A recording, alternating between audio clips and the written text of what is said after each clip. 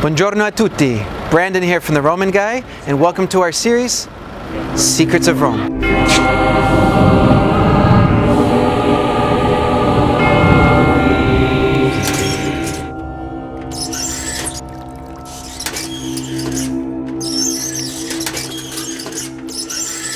So probably the most famous ghost story we have is about a young lady called Beatrice Cenci. She was a young aristocrat around the middle of the 16th century, and she lived in this house right behind us here.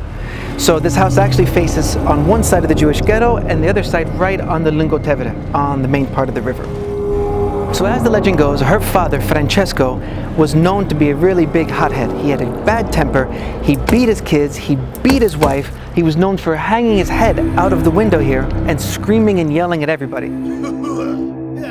He had been in jail a few times, but you have to understand, he's an aristocrat. He knew all the papal authorities. He would not stay in jail for very long. So he always came back home at the end of the day. Now one day he took it way too far.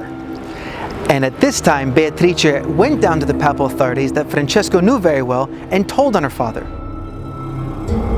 This got back to Francesco, and as a punishment, he sent Beatrice, the brothers, and the mom out into the countryside, banished them there. One weekend, Francesco went out to visit his family in the countryside, not knowing that they had plotted an entire revenge against them.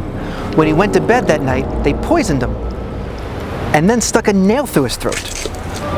Which seems bad enough to me, but they made it even worse by actually putting him on the balcony and throwing him over, making it seem as if it was some kind of suicide.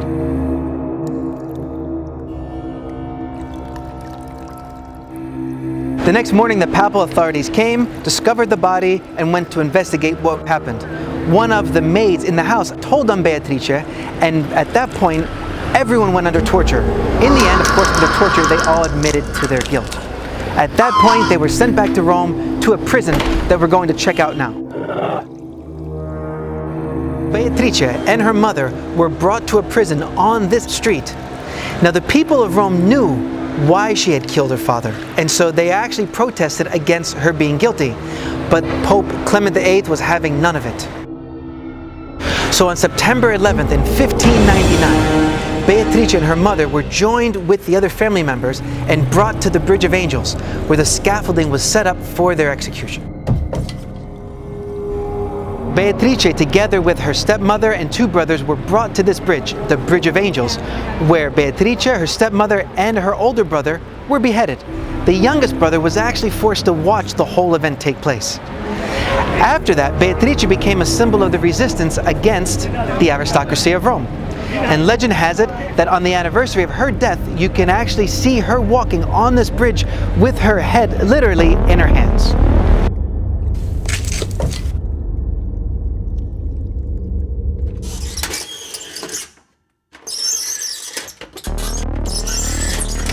And our next story is about PAMPHILJ, the ghost on the flaming carriage.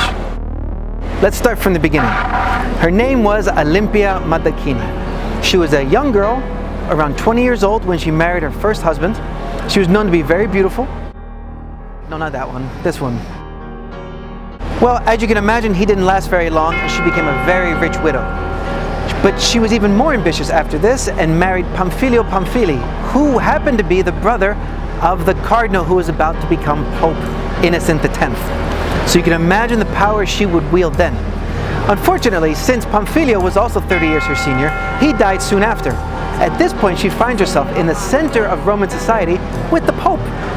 She actually became his right-hand woman.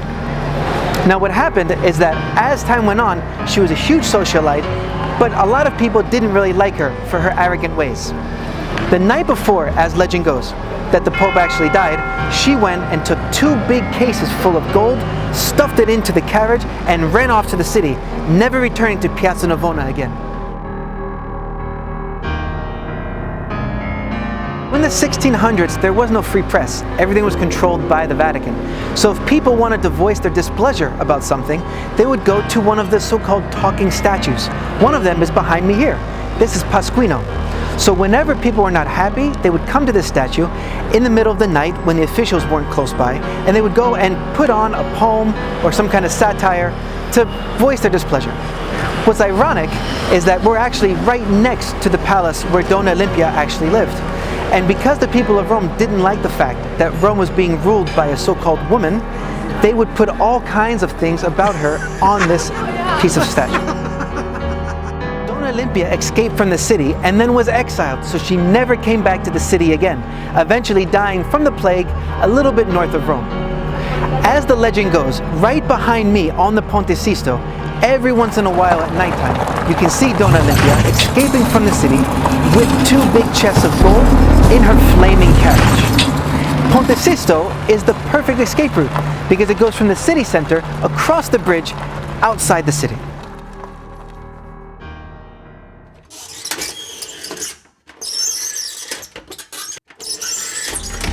We can't speak about executions without mentioning the main executioner of Rome in the 19th century. His name was Giovanni Bugatti, better known as Mastro Titta, and in Roman dialect they simply called him Erboia di Roma, which basically means the executioner of Rome. Erboia di Roma, Mastro Titta, lived in this apartment right behind me here. And on his side job, when he wasn't busy executing people, he used to sell painted umbrellas. So imagine how that works. You're going to die. Bring it down, painted umbrella.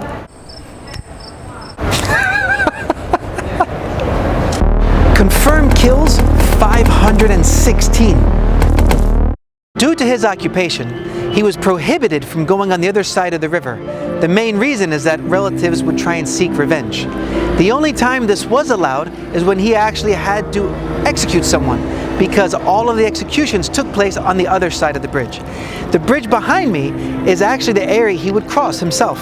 So when he was crossing, all the people around Rome would say, Mastro Titta is crossing the bridge. At this point, everyone knew that an execution was going to take place, so everybody wanted to go and see the execution as it was a main event at the time.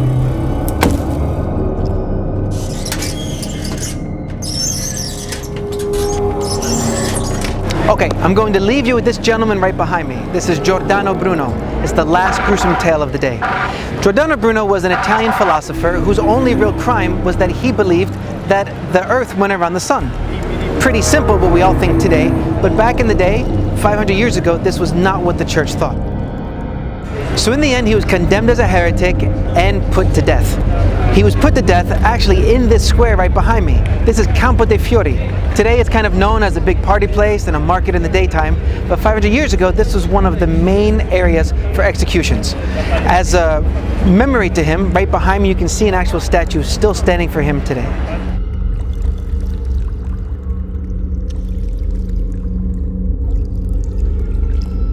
Alright guys, as you can see, the sun is going down, and so I'm going to say goodbye to you here before the ghosts actually come out. I hope you enjoyed the video. If you liked it, please give a thumbs up. Also, if you have your own scary videos from your town or scary stories, please let us know in the comments. And stay tuned for our next video about the secrets of Rome. Ciao!